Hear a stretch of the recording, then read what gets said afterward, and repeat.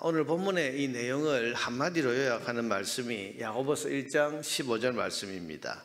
욕심이 잉태한 즉 죄를 낳고 죄가 장성한 즉 사망을 낳느니라. 여러분, 이 말씀이 딱 그대로 보여주는 예시가 오늘 본문의 이 내용이라고 할 수 있습니다.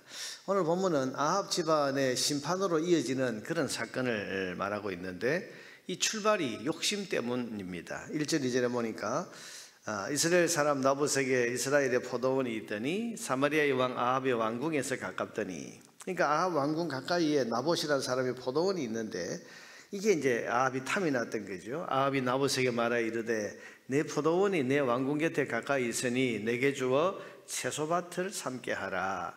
저거 참 받아서 내가 채소밭을 삼으면 좋겠다, 이런 마음이 욕심이 일어난 거죠. 내가 그 대신에 그보다 더 아름다운 포도원을 네게 줄 것이요 만일 네가 좋게 여기면 그 값을 돈으로 네게 주리라. 그리고 사실 왕에게 없는 게 어디 있겠습니까? 지금 이 나봇의 포도원, 이게 한번 눈에 들어오고 마음에 욕심이 생기니까 이거 너무 가지고 싶은 거죠. 지금 근데 여러분 2절에 보면 아합에게는 이 포도원보다 훨씬 더 좋은 포도원이 그에게 있습니다. 왕이 가진 포도원이 이것보다 더 안 좋겠습니까? 2절 끝에 보니까 그 대신에 그보다 더 아름다운 포도원을 네게 줄 것이요. 그러니까 더 좋은 포도원이 있으면서도 지금 눈에는 나봇의 포도원, 이게 지금 눈에 들어오는 거죠. 여러분, 이게 욕심입니다. 욕심. 가지고 있는 것보다 가지지 못한 것이 더 좋게 보이고, 가지지 못한 것이 더 탐스럽게 보이는 것이, 이게 욕심입니다. 욕심으로부터 오늘 이 사건이 시작을 합니다. 이런 왕의 제의에 대해서 나봇은 신앙을 가진 사람이었습니다. 그래서 4절에 보니까 3절에 보니까 나봇이 아합에게 말하되 내 조상의 유산을 왕에게 주기를 여호와께서 금하실지로다 하니, 이건 하나님께서 하지 말라고 하신 일입니다. 이게 무슨 말인가 하면, 여러분, 이스라엘 나라는 땅에 대한 개념이 다릅니다. 레위기 25장 23절 말씀 이하에 보면 하나님께서 율법에 기록하기를 이스라엘의 땅은 하나님이 주인이시다. 이스라엘 백성은 하나님께서 나누어 주시는, 하나님 주신 땅, 그래서 그걸 기업이라고 그러잖아요.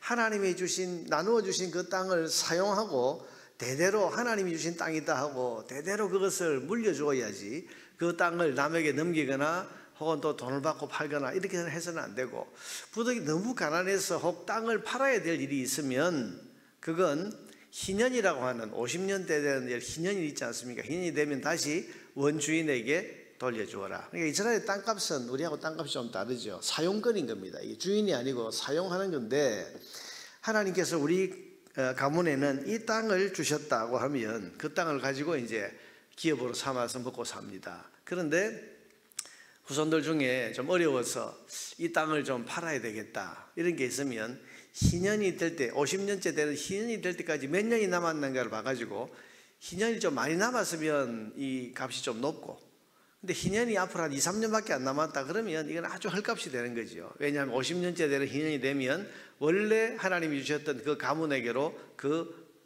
땅을 다시 다 그냥 무상으로 돌려줘야 되기 때문에 그런 겁니다.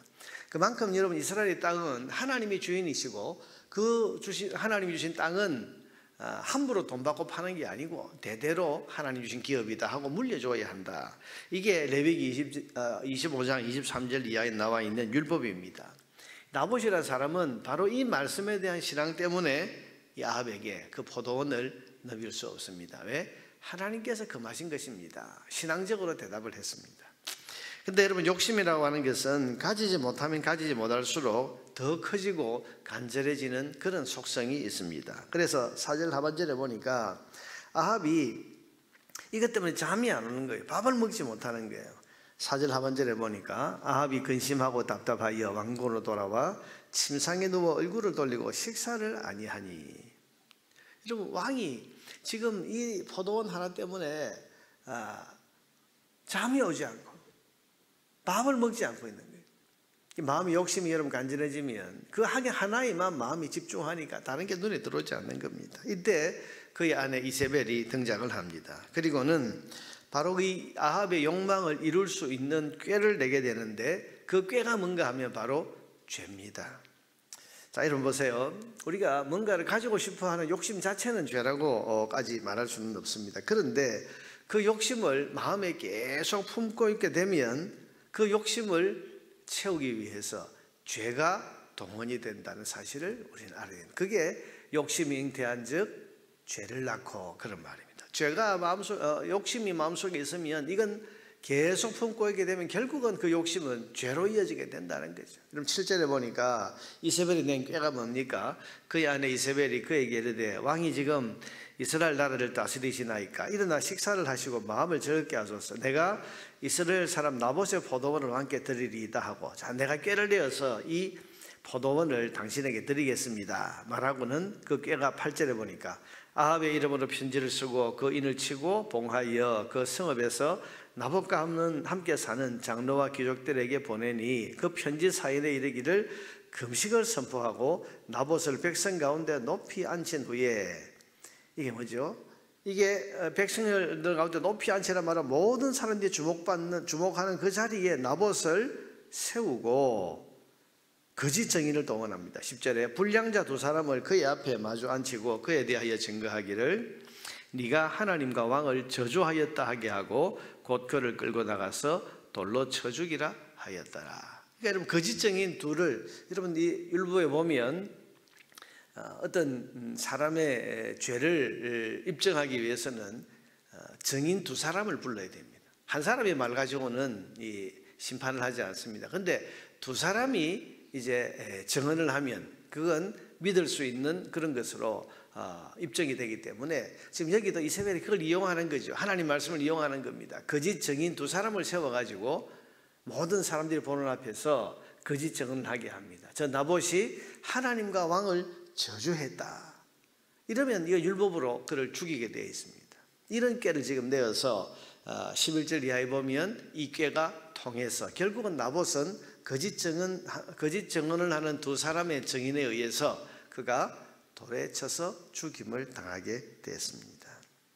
그렇게 해서 여러분 보세요. 지금 거짓말에 계략에 살인까지, 이세벨은 아합의 욕심을 이루게 하기 위해서 온갖 죄를 지금 동원하고 있는 겁니다. 야고보서 말씀대로 욕심이 마음에 잉태하니까 죄를 낳게 된 것입니다. 그렇게 해서 의로운 나봇은 죽습니다. 아합은 욕심내던 포도원을 드디어 차지하게 됐습니다.